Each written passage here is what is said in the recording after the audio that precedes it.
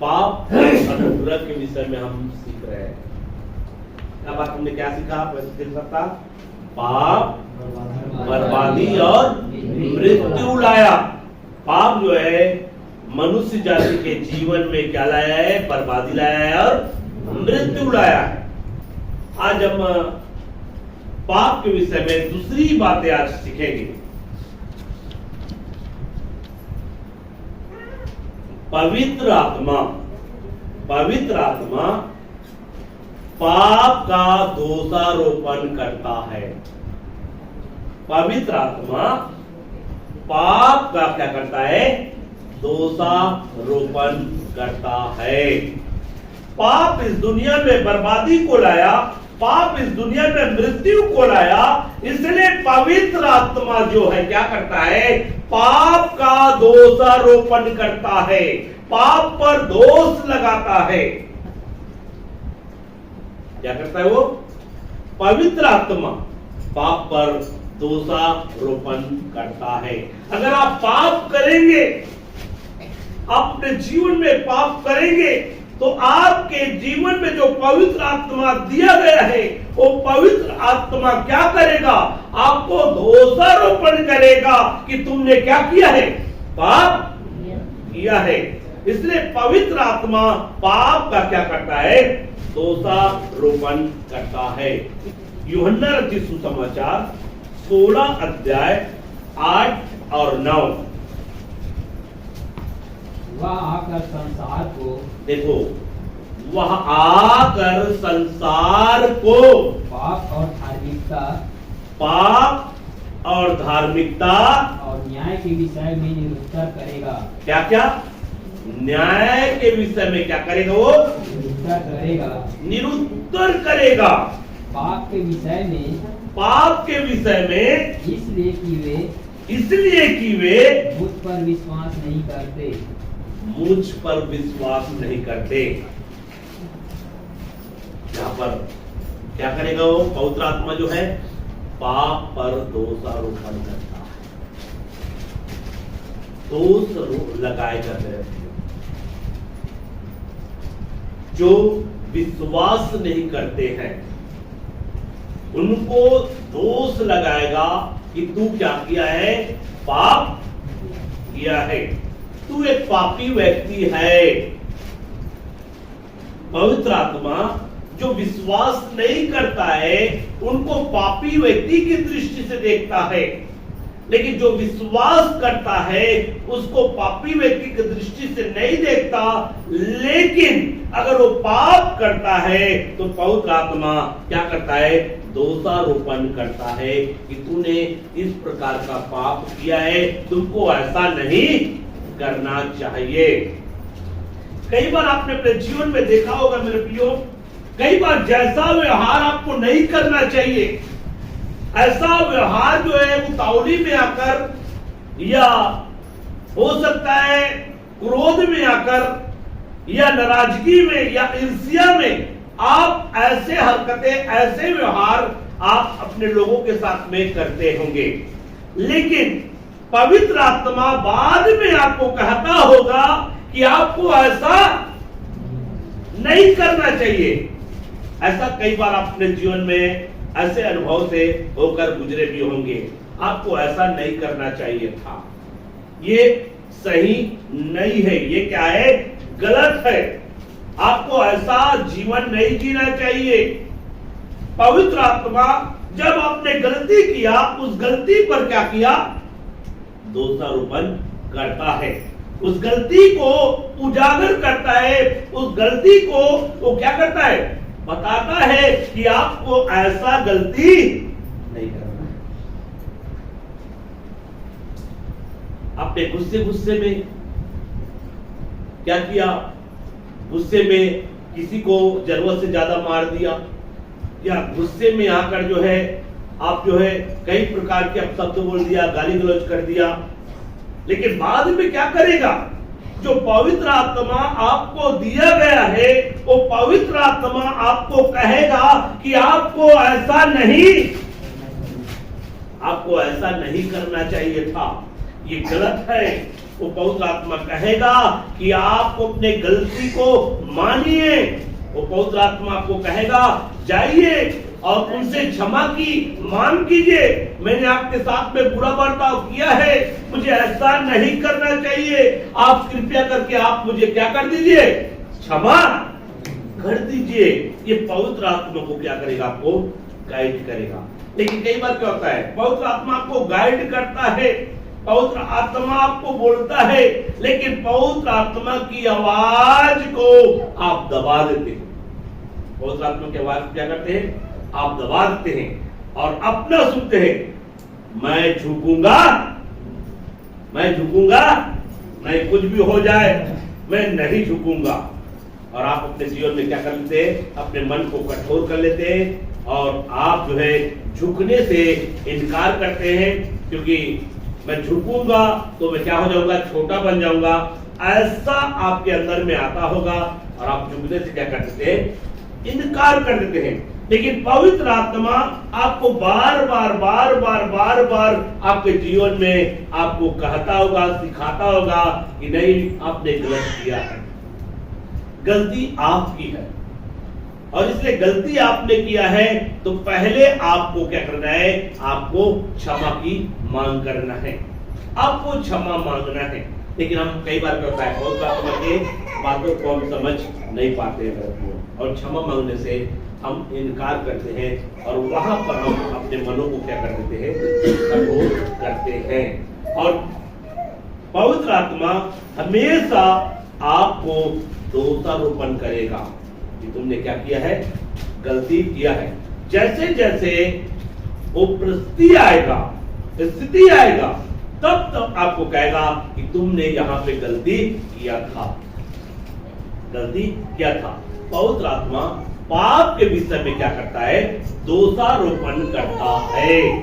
जो भी पाप अपने जीवन में करेंगे उस पाप के प्रति वो क्या करेगा, दोषारोपण करता है। तो पवित्र आत्मा क्या करता है,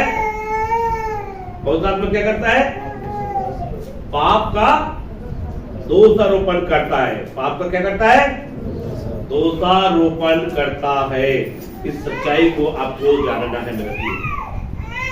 कई बार आपके ऊपर में ऐसा होगा और आपने अनुभव भी किया होगा, हुआ है कि नहीं हुआ है, हर एक के जीवन में नहीं हुआ है। आप अच्छे से, गंभीरता से, ठंडे दिमाग से आप कई बातों को सोचिए मेरे प्रियो। कई बार पवित्र आत्मा आपके अंदर में बात किया है, पवित्र आत्मा कई बार आपको बोला होगा और कई बार आपके गलती के ऊपर में दोषारोपण किया होगा। जब आपने मिस्टेक किया होगा, गलती किया होगा, तब पवित्र आत्मा आपको क्या किया है, दोषारोपण आपको किया होगा। इसलिए पवित्र आत्मा पाप का क्या करता है, दोषारोपण करता है। इस बात को आपको समझना है। तो पहली बात हमने क्या सीखा, पाप जो है बर्बादी और मृत्यु को लाया है। और दूसरी बात है, पवित्र आत्मा पाप का दोषारोपण करता है। आइए हम तीसरी बात सीखेंगे। तीसरी बात है, दोषी पापी उसे रखता है, पाप को। जो दोषी है, दोषी पापी उसे रखता है।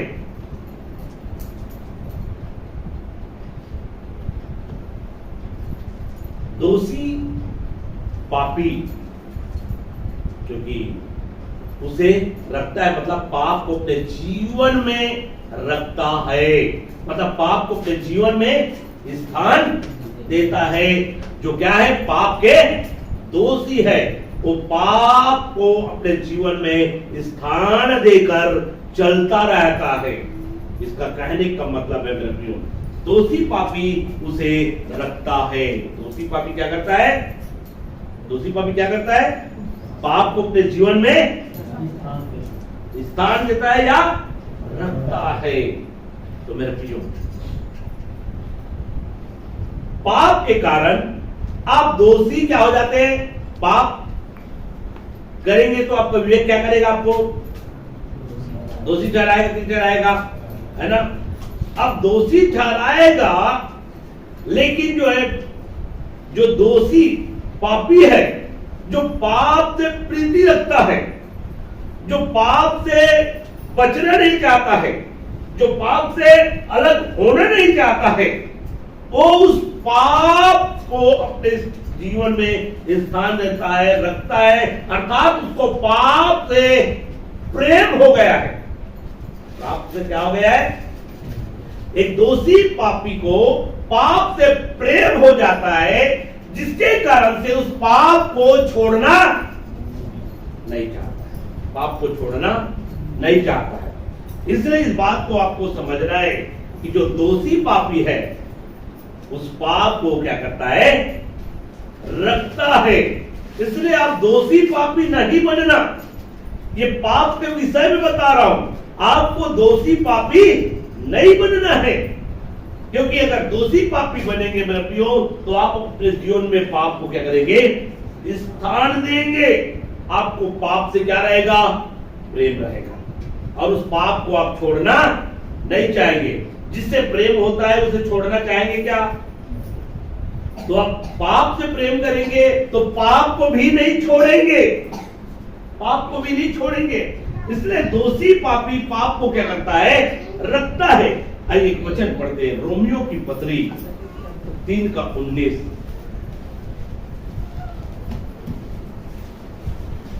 रोमियो की पत्री 3:19। हम जानते हैं कि व्यवस्था जो कुछ कहती है, व्यवस्था जो कुछ कहती है, उन्हीं से कहती है, उन्हीं से कहती है। जो व्यवस्था के अधीन है। देखो, जो व्यवस्था किसको कहेगा? उन्हीं से कहती है जो व्यवस्था के अधीन है। हाँ, इसलिए कि हर एक मुंह बंद किया जाए, हर एक मुंह बंद किया जाए, और सारा संसार परमेश्वर के दंड के योग्य ठहरे। परमेश्वर के दंड के योग्य ठहरे। देखो, व्यवस्था किसको कहेगा? जो व्यवस्था उन्हीं से कहती है जो व्यवस्था के अधीन है। और यह इसलिए होता है कि सारा संसार क्या करे? दोषी दंड के योग्य ठहरे। सारा संसार दंड की योग्य ठहरे। तो व्यवस्था उन्हीं से कहती जो उनके अधीनता में है। व्यवस्था उन्हीं से कहती है जो अधीनता में है। लेकिन इस बात को आपको समझना है, हम व्यवस्था के अधीन में, हम किसके अधीन में? अनुग्रह के अधीन में है। हम व्यवस्था के अधीन में नहीं है। इसको भी आपको समझना जरूरी है मेरे प्रियो। व्यवस्था के अधीन में रहने का मतलब है व्यवस्था के द्वारा जो व्यक्ति धर्मी बनना चाहता है। कई व्यक्ति क्या है? व्यवस्था के द्वारा धर्मी बनना चाहता है।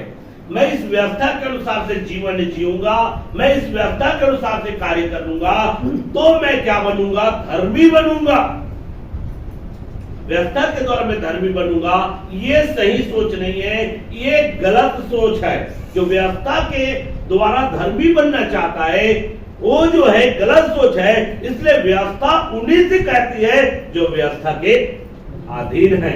लेकिन हम लोग अनुग्रह के द्वारा हम धर्मी हैं। हम धर्मी व्यक्ति हैं। हमने व्यवस्था के द्वारा धार्मिकता को हमने व्यवस्था के द्वारा नहीं पाया। इस सच्चाई को आपको हमेशा इस पर रखना है। हमने अनुग्रह से पाया है। हमने उस धार्मिकता को अनुग्रह से पाया है। अब हम धर्मी बन चुके हैं, धर्मी हैं, तो हम धर्मी बनने का प्रयास, आप धर्मी बनने का प्रयास करते हो कि क्या करते हो? धर्मी बनने का प्रयास कितने लोग करते हैं? अगर धर्मी बनने का प्रयास करते हो तो गलत सोच में हो, आप गलत दिशा में जा रहे हो।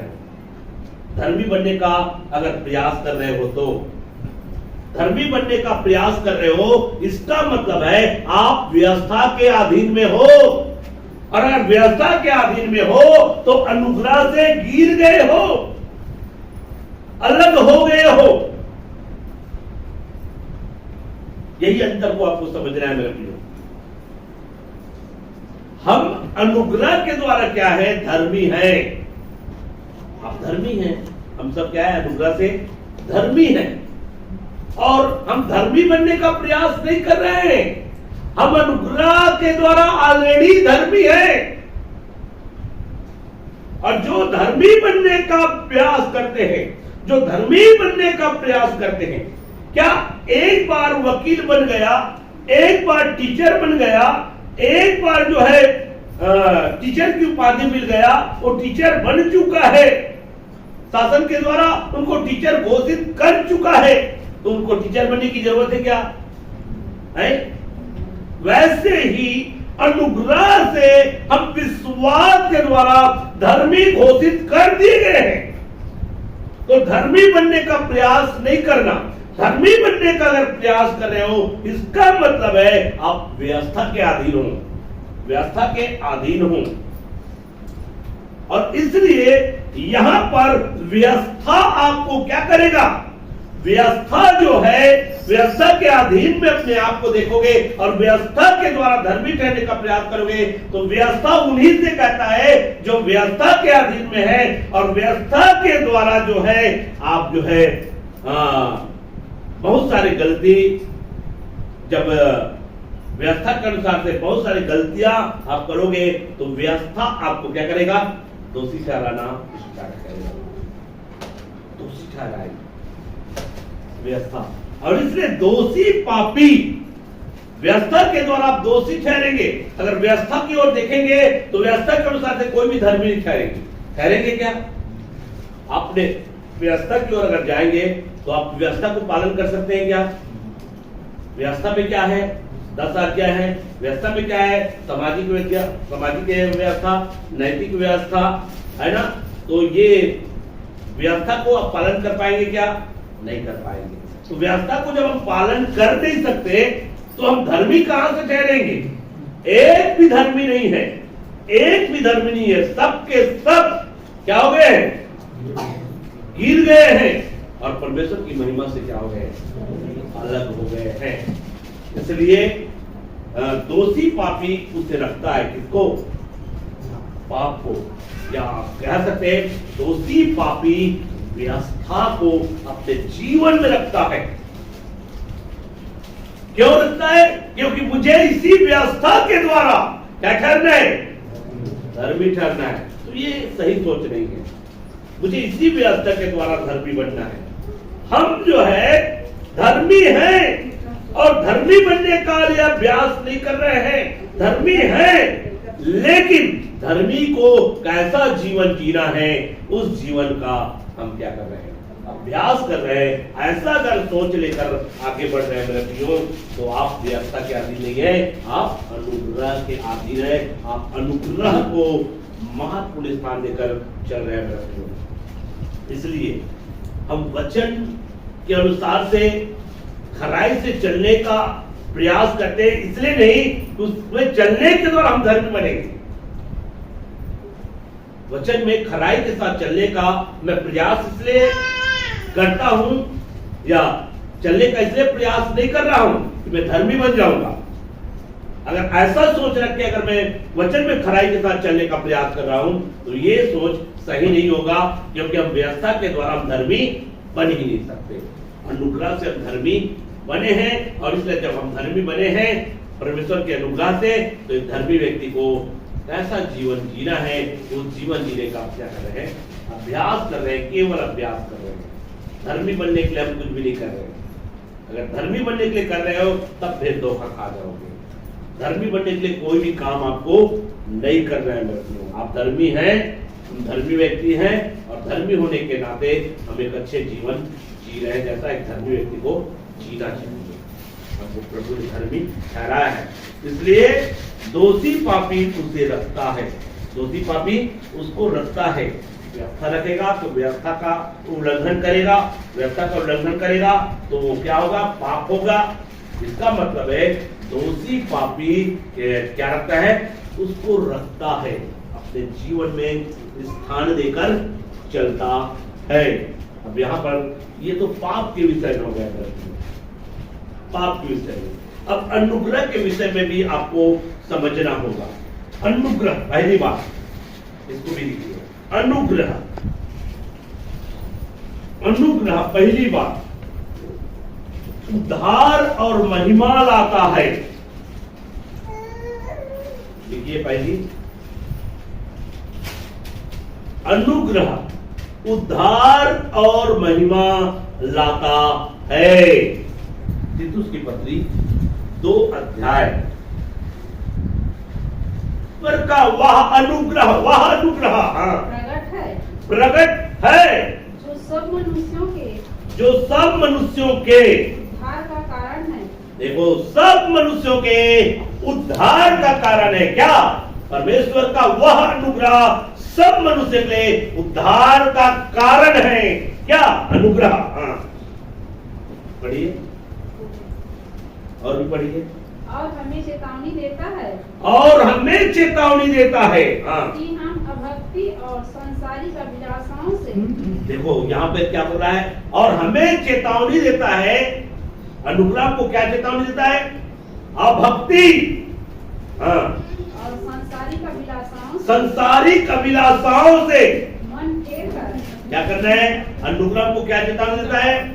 अभक्ति और संसारिक अभिलाषाओं से मन फेर कर हाँ, इस युग में संयम और धर्म संयम और धर्म और भक्ति से जीवन बिताएं। देखो कैसे जीवन बिताना है? संयम, अनुशासित। संयम कहने का मतलब है अनुशासित तरीके से जीवन बिताना है, भक्ति के साथ जीवन बिताना है। और क्या बोला है? धर्म, धर्म के साथ, धार्मिकता के साथ जीवन बिताना है। अनुग्रह हमको चेतावनी देता है। तो इस बात को पकड़ना है मेरे प्रियो। हमको कैसे जीवन बिताना है?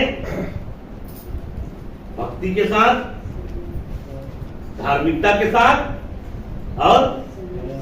और अनुशासित तरीके से हमको जीवन बिताना है। 3 बातें यहां पे सिखा रहा है अनुग्रह जो है, और इसको पकड़कर हमको चलना है मेरे प्रियो। इसको पकड़कर हमको चलना है। तुम अनुग्रह के द्वारा उद्धार पाए हो, तुम्हारा उद्धार हो चुका है।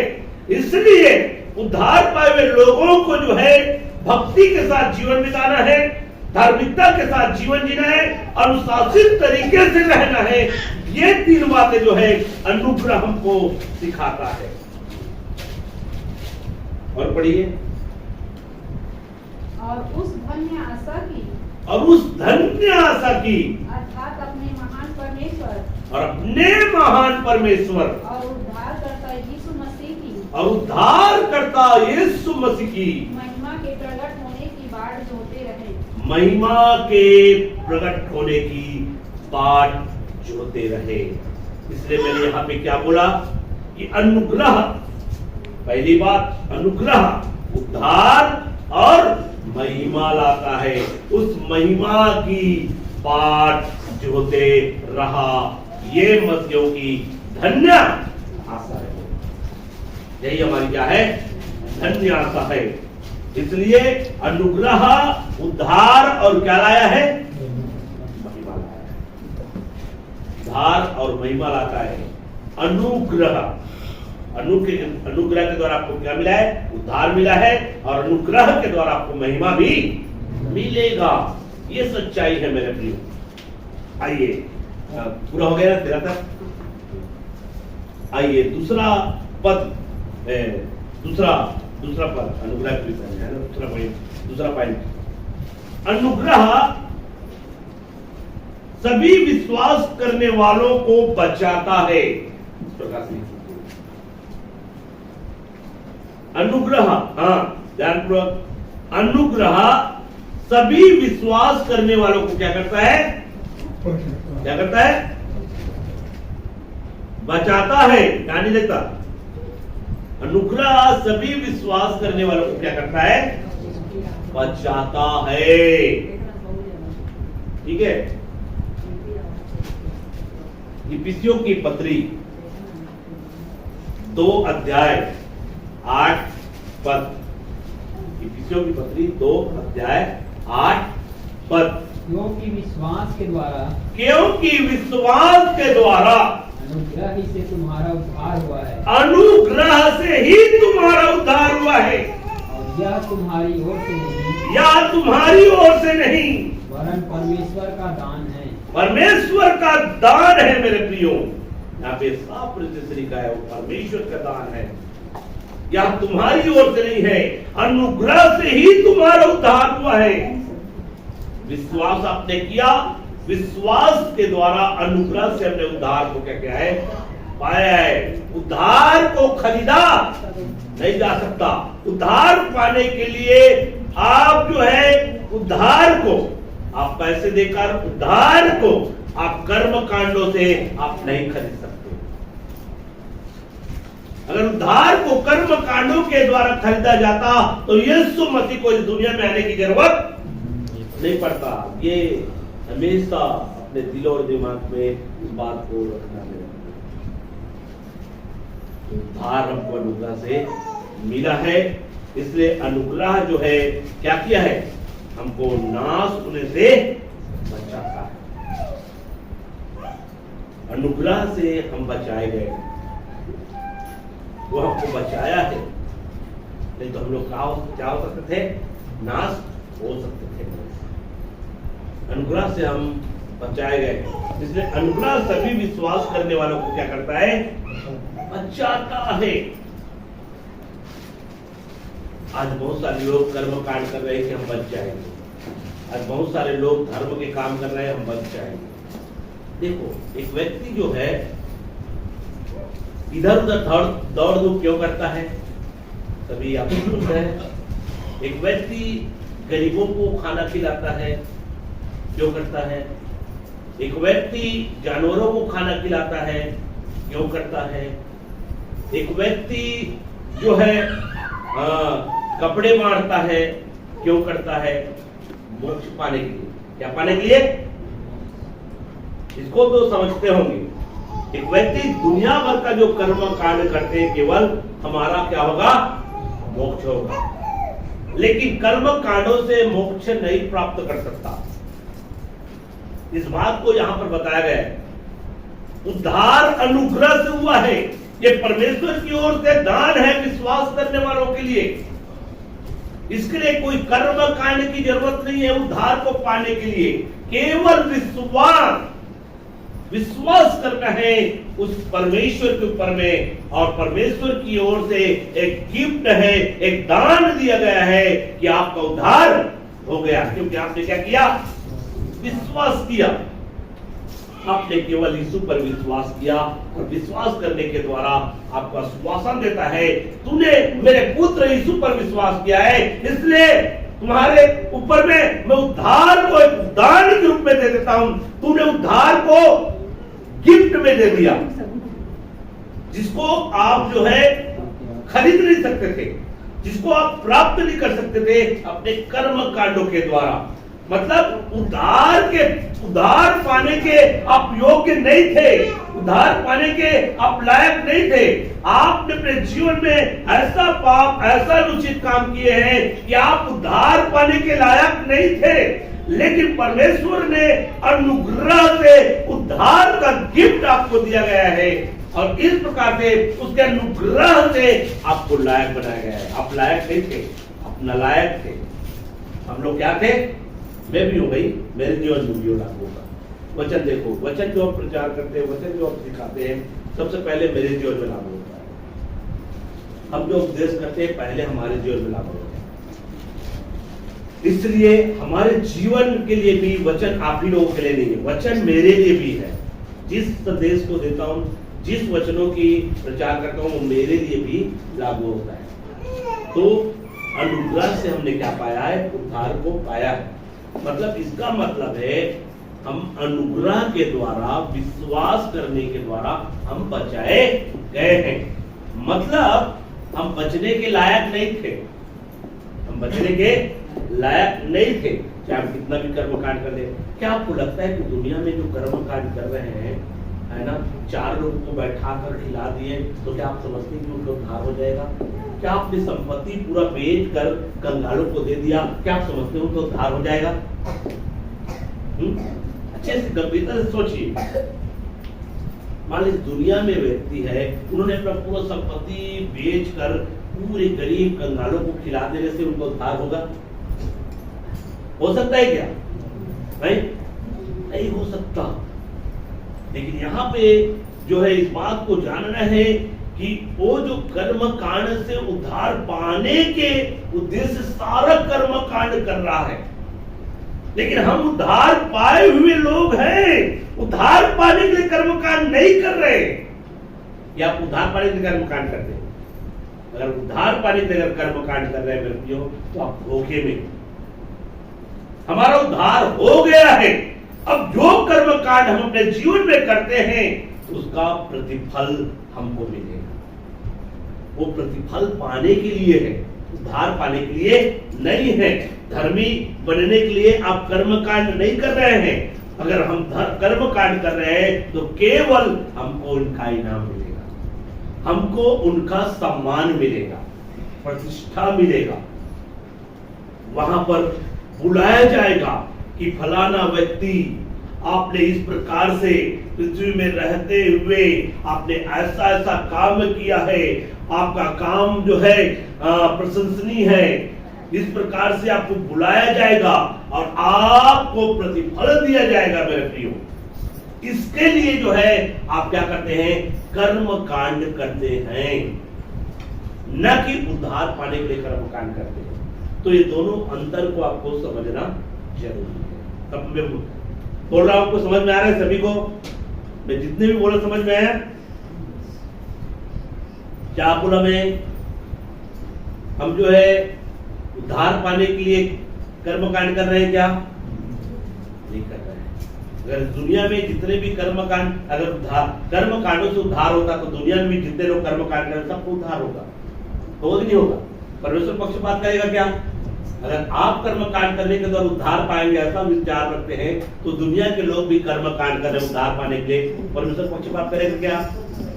उनका भी उद्धार हो जाएगा। फिर होगा कि नहीं होगा? अब आप उसके बाद कहेंगे कि वो तो यीशु पर विश्वास नहीं किया, उसका कैसे उद्धार हो गया?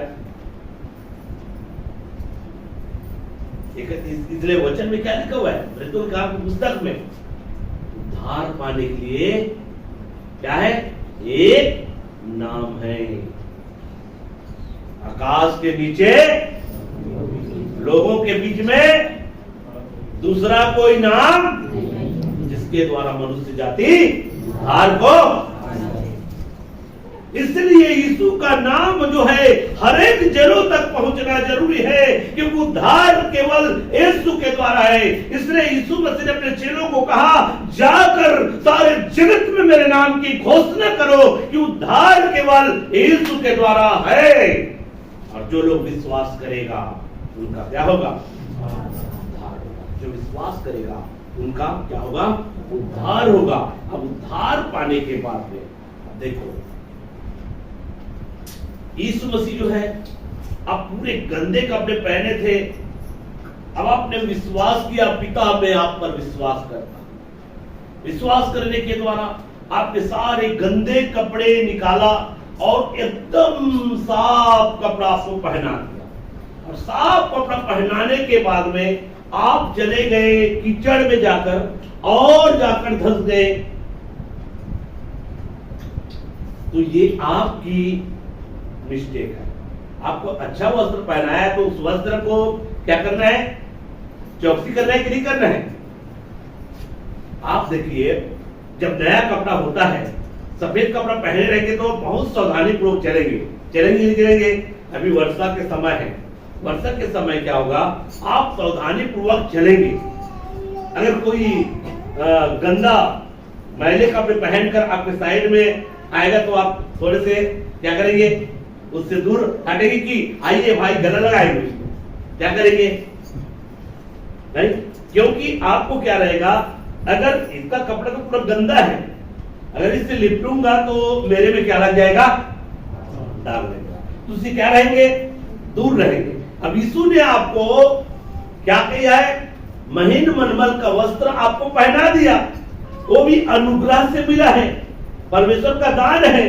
अब आपको धार्मिकता का वस्त्र पहना दिया। आपके पास धार्मिकता का वस्त्र तो नहीं था, लेकिन विश्वास करने से धार्मिकता का वस्त्र आपको दे दिया गया। अब धार्मिकता का वस्त्र दे दिया गया है तो आप जैसे पाए वैसे जीवन जिएंगे, नहीं? आपको समझना है, इस धार्मिकता के वस्त्र को पाने के लिए आज दुनिया में लोग जो है कहां से कहां जा रहे हैं, कहां पहाड़, कहां वहां लाखों खर्च कर रहे हैं उस धार्मिकता के वस्त्र को पाने के लिए। जब तक धार्मिकता का वस्त्र नहीं है, क्योंकि उद्धार से संबंधित है धार्मिकता का वस्त्र, उद्धार पाए हुए लोगों को धार्मिकता का वस्त्र पहनाया जाता है। उस मोक्ष के लिए, उस उद्धार के लिए दुनिया भर के कर्म कांड करते हैं मेरे प्रियो, लेकिन वो कर्म कांड आपको करने की जरूरत नहीं है। केवल विश्वास कर ले यीशु के ऊपर में, वो धार्मिकता का वस्त्र आपको मिल जाएगा। देखिए, वो वस्त्र आपको दिखाई नहीं दे रहा होगा। क्यों? वो दिखाई नहीं देता। धार्मिकता का वस्त्र आपको दिखाई नहीं देता, लेकिन शैतान जानता है, वो आपको देखता है। जो वस्त्र जो आपको मसीह ने पहनाया है, जो वस्त्र आपके ऊपर में डाला गया है, बहुत ही तेजस्वी वस्त्र है, और उस वस्त्र को शैतान जानता है। और इसलिए शैतान जो है ये बिना कुछ करे, केवल विश्वास के द्वारा ऐसा वस्त्र इन्होंने हासिल कर लिया है, और उसको क्या होगा? जलन होगा, जलन होगा। तो कैसे भी हो इस वस्त्र को मुझे क्या करना है? कलंकित करना है। इस वस्त्र को मुझे गंदा करना है। तो गंदा करने के लिए वो हमेशा क्या रहेगा? ताक में रहेगा। रहेगा कि नहीं रहेगा? शैतान गरजने वाले सिंह के समान इस ताक में रहता है, कब किसको? फाड़ का है। तो धार्मिकता के वस्त्र जो विश्वास के द्वारा आपको मिला है मेरे प्रिय, उसको मैला करने का, उसको गंदा करने का हमेशा शैतान इस ताक में रहेगा कि उस वस्त्र को गंदा करे और ये उद्धार से वंचित हो जाए। आपको उद्धार से वंचित करने का हर प्रयास शैतान करेगा। ये सच्चाई है मेरे प्रिय, इस बात को भी आपको समझना है। तो अनुग्रह से क्या मिला है आपको? अनुग्रह से सभी विश्वास करने वाले को क्या मिला है? उद्धार मिला है। ये बात समझ में है? अनुग्रह से क्या मिला है? सभी विश्वास करने वालों को क्या मिला है? उद्धार मिला है। विश्वास करने वालों को क्या करता है? ये बचाता है। अनुग्रह क्या क्या आपको? बचाया है। हम बचाए हुए लोग हैं। हम क्या के हैं? बचाए हुए लोग हैं।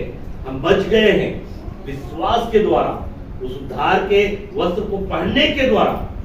लेकिन अगर उस उद्धार के वस्त्र को अगर क्या किया जाएगा? छीन लिया जाए, हमारे जीवन से हटा दिया जाए, तो क्या होगा? हम नाश हो जाएंगे। इसलिए इस बात को ध्यान रखना है। ठीक। तीसरी बात है, अनुग्रह महिमा की आशा देता है। अनुग्रह क्या करता है? महिमा की आशा देता है। महिमा की आशा देता है। क्या? अनुग्रह।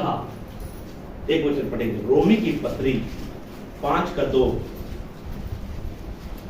जिसके द्वारा विश्वास के कारण, जिसके द्वारा विश्वास के कारण उस अनुग्रह तक, उस अनुग्रह का जिसमें हम बने हैं, जिसमें हम बने हैं, हाँ, हमारी पहुंच भी हुई, हमारी पहुंच भी हुई, और परमेश्वर की महिमा की आशा, और परमेश्वर की जो महिमा की आशा है, आशा पर घमंड करे। देखो क्या करने के लिए बोला गया है? घमंड करने के विषय में बोला गया है। महिमा की आशा पर हम क्या करें? घमंड करें। इसलिए अनुग्रह महिमा की आशा देता है। जो महिमा की आशा देता है, उस महिमा की आशा पर हमको क्या करना है? घमंड करने की बात यहाँ पे क्या कर रहा है? पौलुस जो है सिखा रहा है। इसलिए मेरे प्रियो, मैंने पिछले दिनों में एक बात बोला था, क्षण भंगुर क्लेश या थोड़े सा क्लेश, थोड़े देर का क्लेश क्या उत्पन्न करेगा? हमारे लिए महिमा को उत्पन्न करेगा। या उस महिमा के सामने यहाँ का थोड़ा सा क्लेश कुछ भी नहीं है।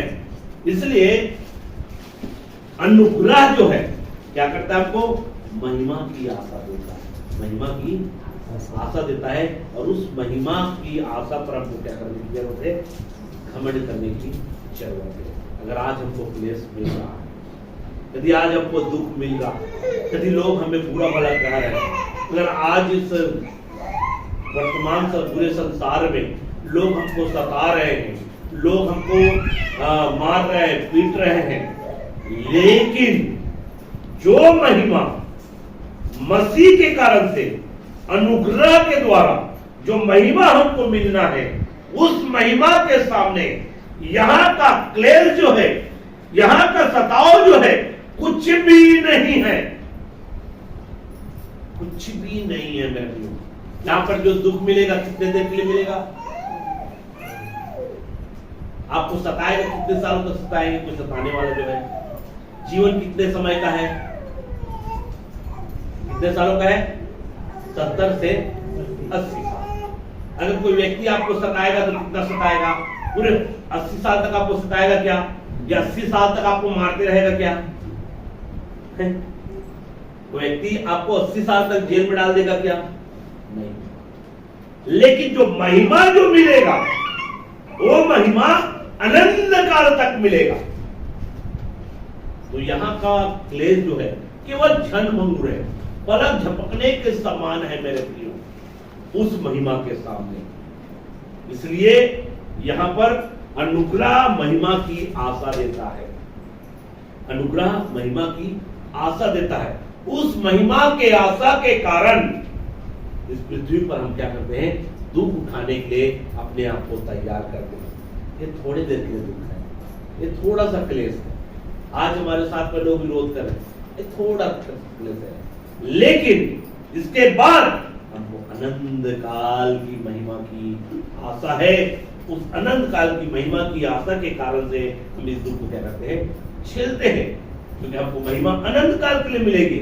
लेकिन जो विश्वास नहीं करेगा वो दुख कितना दिन के लिए पाएगा, अनंत काल के लिए पाएगा।